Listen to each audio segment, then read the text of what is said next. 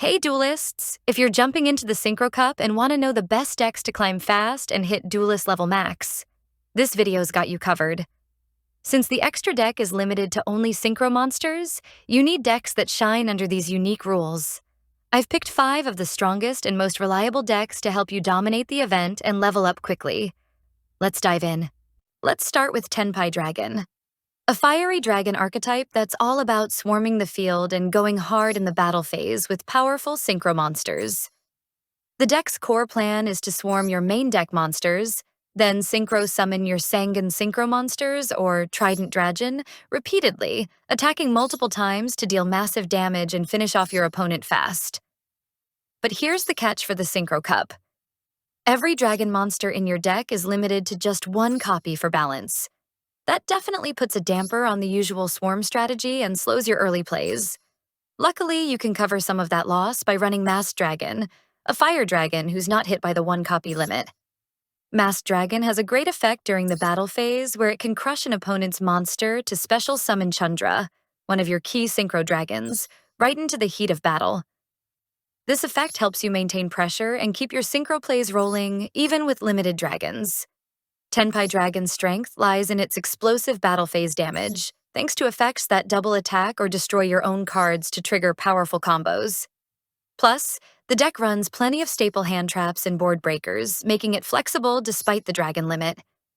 On the downside, the deck struggles if forced to go first. It really wants that battle phase to execute its combos. Also, it's vulnerable to floodgates like Skill Drain or cards that stop battle phase effects. And removal of key cards like Sangan Summoning can seriously disrupt your game plan. Overall, if you like high-risk, high-reward playstyles with big Synchro finishers, Tenpai Dragon is still a top contender in the Synchro-only format, especially if you use Masked Dragon smartly to cover your weaknesses and keep the pressure up. Let's talk about Ice Barrier, and why it's surprisingly solid in the Synchro Cup. So, Ice Barrier is a water-focused Synchro archetype that might not look scary at first glance, but under the right pilot, it can get very annoying to break through. This deck is all about control, locking out certain plays, slowing down tempo, and punishing overextension. It thrives on establishing Synchro monsters that tax the opponent's resources or limit their zones, their effects, or even their attacks. What makes Ice Barrier viable here is how its combos scale. It has great access to level 6, 7, and 10 Synchro plays, and the deck's engine doesn't eat too much space, which means you can pack a ton of hand traps. So yes, you can build it really trap-heavy, stun-heavy, or even hybrid it with other small engines like Bestials, especially because they support Synchro lines naturally. Now let's talk Boss Monster, Lancea, Ancestral Dragon of the Ice Mountain. This is the big one in this event. It's a level 10 Synchro with 3,300 ATK, and it's not just big, it's reactive. Every time your opponent special summons, you can drop an Ice Barrier monster from anywhere, hand, deck, GY, even the extra deck, and then flip one of their attack position monsters to defense. And you can do that twice per turn. So in the Synchro Cup format where most players rely on combo-heavy lines, Lancea becomes a nightmare to play through. And if your opponent manages to remove it, you get another Ice Barrier Synchro straight from your extra deck, treated as a proper Synchro summon. So even if they break your board, it's not over. Overall, Ice Barrier may not be meta-defining, but it's far from a joke in the Synchro Cup. Between defensive power, hand trap flexibility, and pressure from cards like Lancea, it has all the tools to frustrate aggressive decks and punish misplays hard. Alright, now let's talk about one of the smartest picks for the Synchro Cup if you're looking for a control-heavy deck that can pivot into explosive plays, Centur-Ion. Now this archetype is really unique. It plays its monsters as continuous traps, then activates them on either player's turn to set up Synchro plays. Your starter is Primera. She searches your whole engine and protects your monsters from destruction while they're traps. And the crazy part? You can go from 0 board to a full Synchro play on your opponent's turn, thanks to Trudea, Stand-Up Centur-Ion, and True Awakening. That reactive gameplay is huge in the Synchro Cup format. Most decks are trying to full combo and flood the board turn 1. But Centur-Ion doesn't have to overextend. You can set up small, tight boards, hold interaction, and explode when it matters. Plus, and this is a big deal, the deck runs a ton of hand traps. You're not using all your space for engine cards like in combo decks, so you can comfortably play things like Ash, Max C, Valor, and even Bystials like Drewsworm and Magnum Hut to cover light and dark matchups. Then in the extra deck, you're packing heavy hitters. Since you're synchro summoning on both turns, getting into powerful level 10s and 12s like Baron and Cosmic Blazar Dragon becomes super consistent. So yeah, it's a bit technical, but Centur-Ion gives you that layered gameplay. Control early, explode mid-turn, survive grind games. And that's exactly the kind of deck that thrives in a format like Synchro Cup, where things are more contained and combo lines are limited. Definitely worth trying if you're comfortable playing reactively and want to outsmart the meta. Alright, now let's talk about a really fun and solid deck for the Synchro Cup, a mix of Superheavy Samurai and Synchron tuners, with Junk Speeder leading the charge.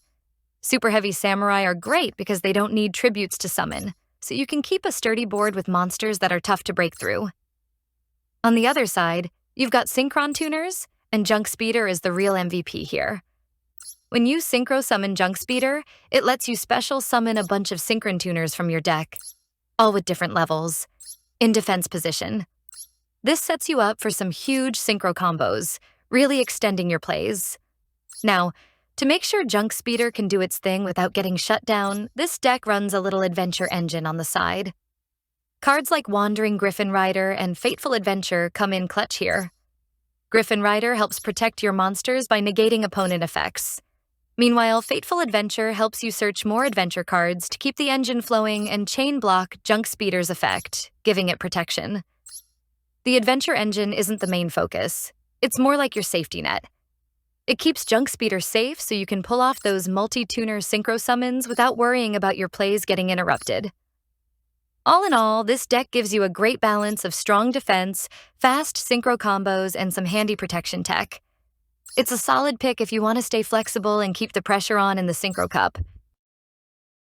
Alright, last but definitely not least, let's break down Crystron. This archetype's been around for a while, and even though it's a bit nerfed in this Synchro Cup, it's still a solid choice for climbing to Duelist Level max. Crystron is all about swarming the field fast and pulling off some slick synchro plays. What's cool is it uses both Axel Synchro and double tuning, which means it can pull out some of the flashiest and strongest synchro monsters in the game. The way it works is simple. Tuners special summon non-tuners, and non-tuners special summon tuners. This keeps your board full and ready to go. Plus, their synchro monsters don't just hit hard. Many of them trigger effects when they're destroyed, letting you keep the pressure up and recover easily. Even with the nerfs, Crystron still makes strong boards fast and fits perfectly in this synchro-only format. And because the combos don't eat up your whole deck, you can still pack in some hand traps and disruption to keep opponents on their toes.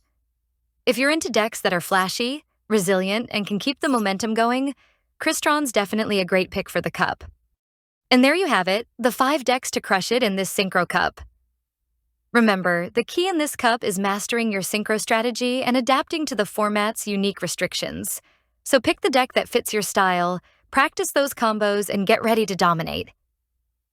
If you enjoyed this breakdown, don't forget to smash that like button and subscribe for more top-tier deck guides. Drop a line below telling me which deck you're running. And if you want more videos like this, fast and focused on the best decks, just let me know in the comments. Catch you next time, duelists. Stay sharp and keep those synchros coming.